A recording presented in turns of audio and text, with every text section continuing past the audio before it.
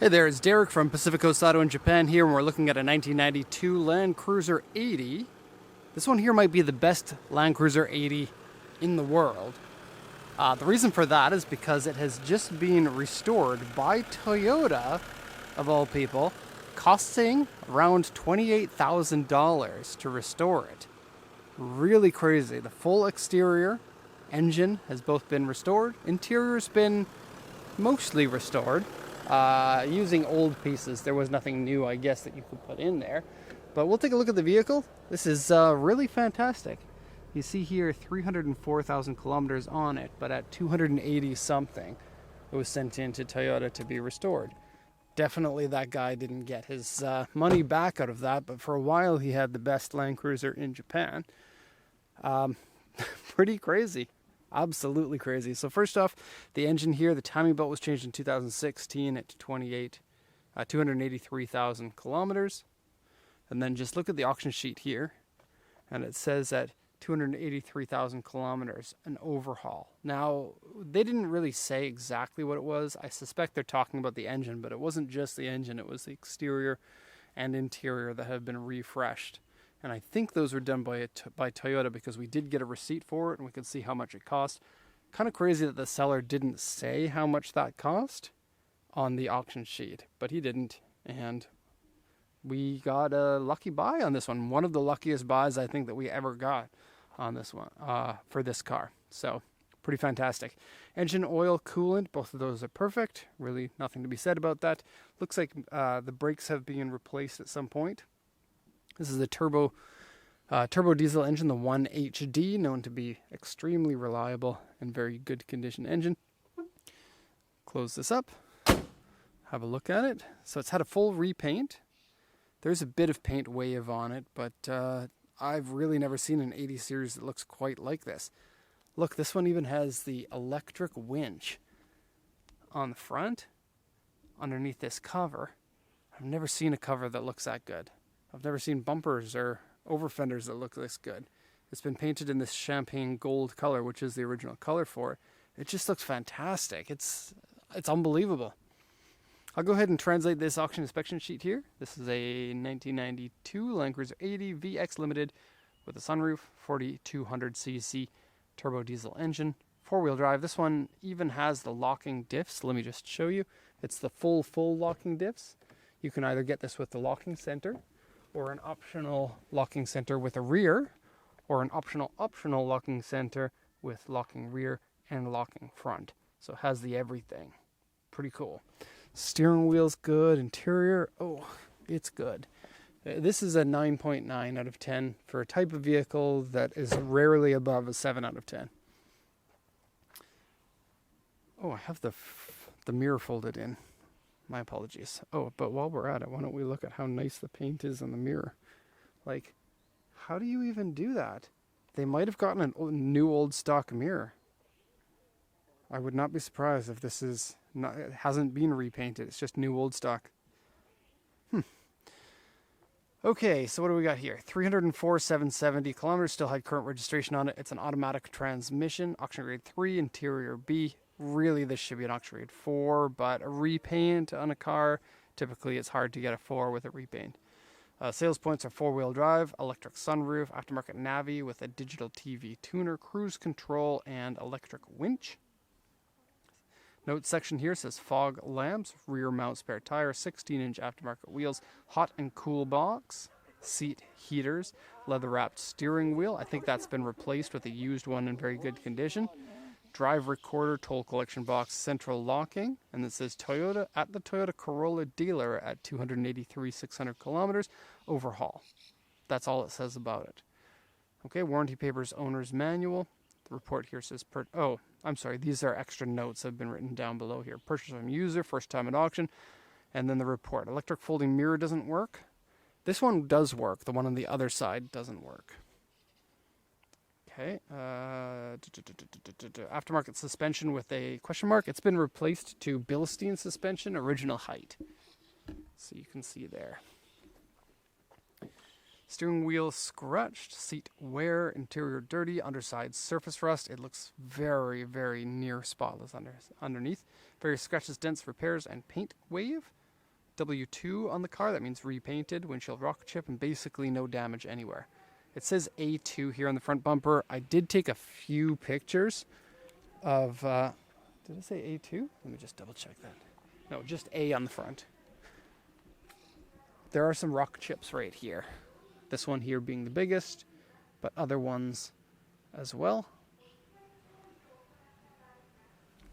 But take a close look at that. The brown paint on the over fenders and the new gaskets in here. And yeah, there is some paint wave as we go down here. See if we can get a proper focus. Maybe not.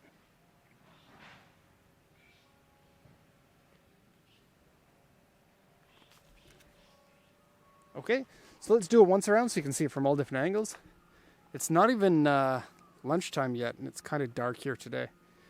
We are officially in rainy season here in Japan, and so we're going to get a lot of dark days for the next few weeks. I love how they didn't give it a lift. This is what they would look like as brand new cars in 1992. Garbage truck coming. Except for the wheels. If this was my car, I'd actually try to convert it back to the original wheels if I could find some. Taillights are even glossy. Again, those might be new old stock. Meaning like they still had some original ones in stock at the dealer that you could buy brand new. Which for most cars, by the time they reach 25 years old, is impossible. This is harder to get through than usual. They haven't come to cut down the trees yet in the park. It's funny about Japan, they religiously cut down trees. They go to all of these trees and cut down like, half the branches so that they can start every single year anew. Fog lights integrated into the headlights there. You can see the yellow beams or the yellow bulbs. Yeah, fantastic. Okay, so looking at details here, we have the license plate bracket on the side there because this one here has that winch. You used to see the winch pretty commonly on the 60 series and on the 70 series, but it's not that common on the 80 series. You see a bit of paint wave there, especially in the reflections. Most people aren't going to be looking at the paint wave. They're going to see how glossy it is and think, wow, that's good. And I especially like that they stuck with this original color scheme. I think these are typically not painted this color. I believe that the brown was an addition. But I don't recall exactly if this was an option to have it like this, which it may have been. And then take a look, we got a slightly different color here, which I think was maybe supposed to be the same color. Like more of a bronze than a brown. And then painted down here as well on the sills. Now, I don't notice anything on the sills that creeps me out. There's a bit of a drip there on the paint, but I don't see any repair marks in there. That's good. There's a bit of tint here that has come off. There's a rock chip on the fuel filler door. I'm being a bit nitpicky. Full-time four-wheel drive with extra locking center differential. This has been repainted and repainted well. The gaskets on the windows have been replaced. On front and rear, they haven't just taped over it. They took these windows out in order to repaint it. Okay, open this up.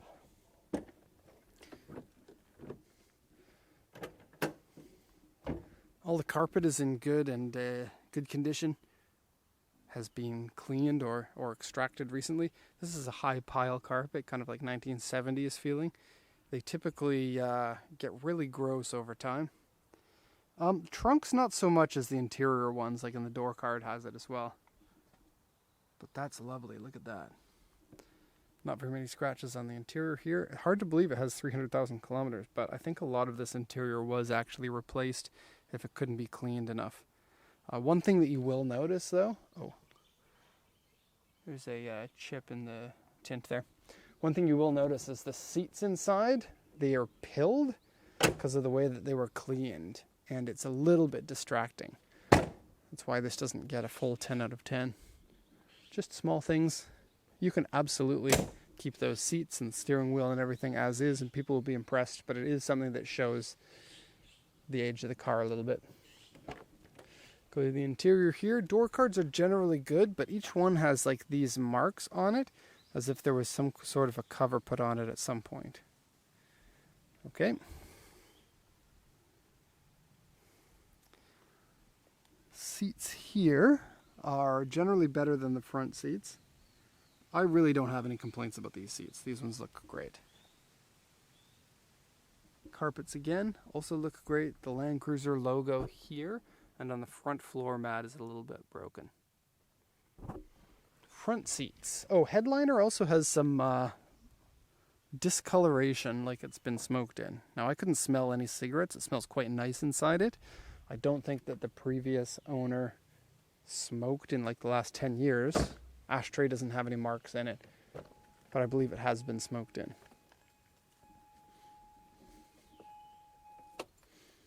Pull that out. Okay, so door card here has the same kind of thing. Not really sure what's going on there. Haven't ever seen that before. And that doesn't click in exactly well, like it should. Okay, seats. Here's what I'm talking about. See how the seat has fine pills in it? This is from using an extractor machine that puts too much pressure into it, like an industrial grade one, on a sensitive old fabric. Sometimes you'll see that in headliners, but you don't see it that much in seats. Usually people will just replace the seats, but I guess nowadays it's hard to find a non-ripped and saggy Land Cruiser 80 seat to put in. Okay, passenger seat is the same way. Okay, steering wheel, very nice and original. Okay, fog lights and wipers. Mat here has the Land Cruiser logo, has been destroyed a little bit. Carpet here is nice, it doesn't feel like dust. Same thing goes with this one over here. Going in, you get seat heaters here, high or low, and the hot and cool box with ice maker. I've never peered into one of these that has been cleaned. People just forget about them and they get grungy inside and gross. And they're really difficult to get in there and clean properly. This one's awesome. Okay, high and low gear ratios. There's a little bit of damage to the console there, and the dash has a bit of a sticker mark. Center diff lock, as well as the front and rear diff locks. I don't even think that the seller mentioned those. So a nice little bonus there. Sunroof works. Folding mirror doesn't work. I already mentioned that. And then one other thing, the throttle linkage might need some help.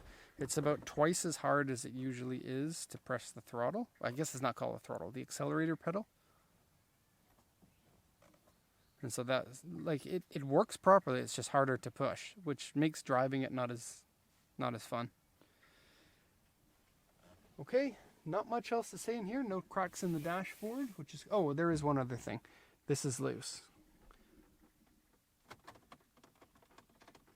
This one's loose. And this one's a teeny bit loose. And the AC works. And there's an air freshener in here. And that's missing. Okay, it's a dual battery version, which runs a hybrid 24/12 volt system, which is kind of cool. Best of both worlds, I guess. And that's it. All I want to do is go drive this now. It's really something special, and I check Land Cruisers all the time. We're probably over 100 of these exported by now, and it kind of looks like it's leaking down there, but that's just because I checked the coolant and it just came out, and the previous car Okay, well, that's it for this one. Hope you enjoyed it. Thanks so much for watching, and have a nice day.